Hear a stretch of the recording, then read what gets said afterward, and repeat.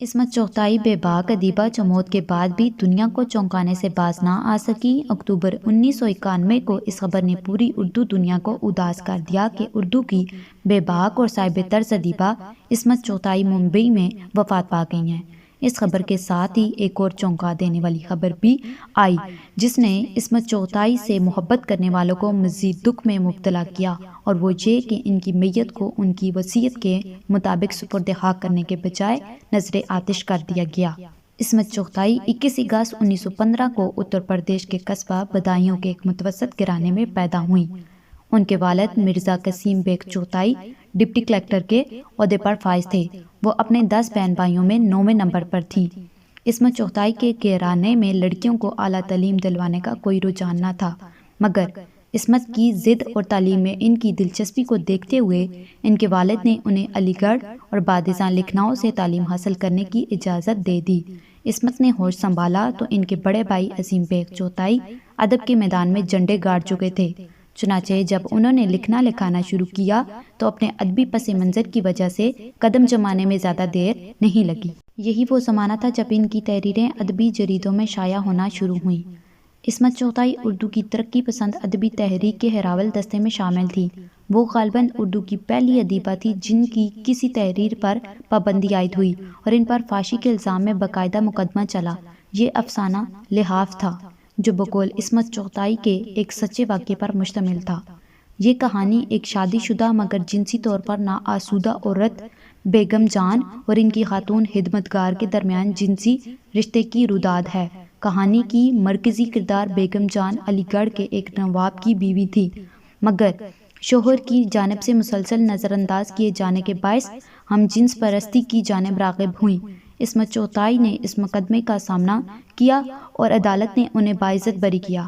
عصمت چغتائی نے اپنے خود نوش سوانح قمری کاغذی ہے پیراہن میں لکھا، لحاف نے مجھے بڑے جوتے کھلوائے۔ اس کہانی پر میری اور میرے شوہر شاہد لطیف کی اتنی لڑائیاں ہوئیں کہ زندگی جنگ کا میدان بن گئی، مگر مجھے لحاف کی بہت بڑی قیمت ملی۔ ساری کوفت مٹ گئی۔ بہت دن بعد علی گڑھ گئی۔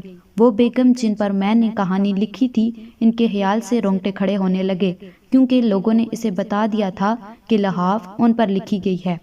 دعوت میں ان سے سامنا ہو گیا۔ میرے پیروں تلے سے زمین کھسک گئی۔ انہوں نے اپنی بڑی بڑی آنکھوں سے میری طرف دیکھا اور پھول کی طرح کھل اٹھی۔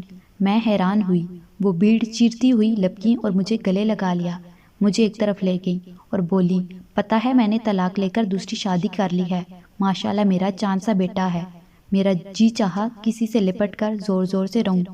آنسو روکے نہ رکے، مگر میں کہہ کے لگا رہی تھی۔ انہوں نے میری بڑی شاندار دعوت کی۔ ان کا پھول سا بچہ دیکھ کر مجھے ایسا لگا وہ میرا بھی کوئی ہے، میرے دماغ کا ٹکڑا، میرے ذہن کی جیتی جاگتی اولاد، میرے قلم کا بچہ، اور میں نے جان لیا کہ چٹان میں بھی پھول کھل سکتے ہیں۔ عصمت کی بیٹی سیما نے ایک ہندو نوجوان سے سول میرج کر لی تھی۔ ان کا بیٹا عصمت کو بے حد عزیز تھا اور وہ بھی اپنی نانی سے بہت محبت کرتا تھا۔ وہ لڑکا اپنے آپ کو اپنے باپ کے سماج کا ایک فرد گردانتا تھا۔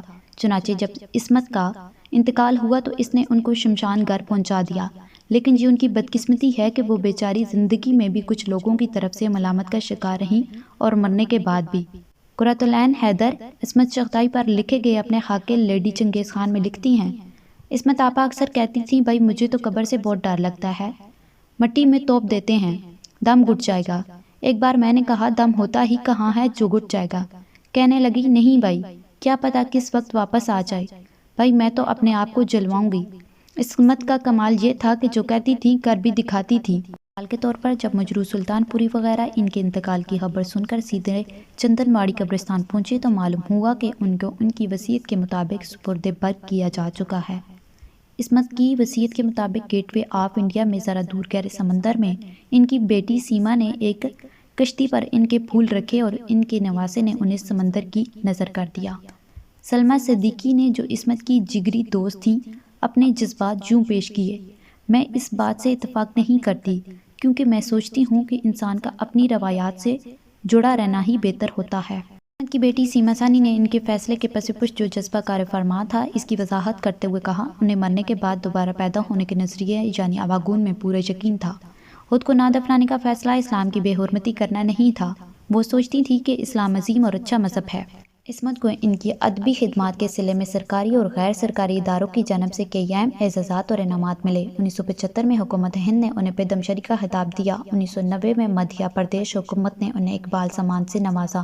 انہیں غالب ایوارڈ اور فلم فیئر ایوارڈ بھی دیے گئے۔ نصف صدی تک ادب کی دنیا میں روشنیاں بکھیرنے کے بعد 24 اکتوبر 1991 کو وہ دار فانی سے کوچ کر گئیں اور ان کی وصیت کے مطابق ان کی جسد خاکی کو چندن باڑی برقی شمشان گھاٹ میں سپرد آتش کر دیا گیا۔